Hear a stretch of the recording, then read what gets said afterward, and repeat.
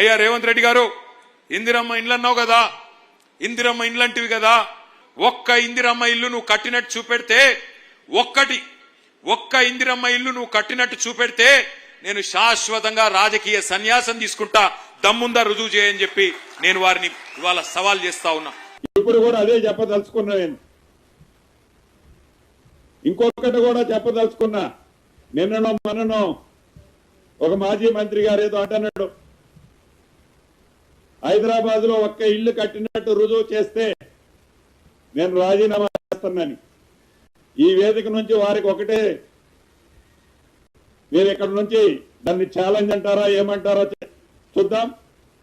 ఒకటే చెప్పదలుచుకున్న వారికి, ఇంకా ఈ ప్రభుత్వం ఎన్నికల లోపే 2.5 సంవత్సరాలు ఉంది. మీరేవైతే హైదరాబాద్ లో 2 BHKలు కట్టాము అని చెప్పుకుంటున్నారో, మీరు కట్టిన దానికంటే ఎట్లా రూరల్లో మీరు కట్టిందేమీ లేదు. ఈ అర్బన్ ప్రాంతంలో మీరు కట్టామని చెబుతున్న ప్రాంతం ఏదైతే ఉందో, మీరు కట్టిన దానికంటే ఈ ప్రభుత్వం ఎక్కువ కట్టినని ప్రజలు హర్షిస్తేనే మళ్లీ ఎన్నికల్లో శాసనసభ్యుడిగా నేను పోటీ చేస్తా.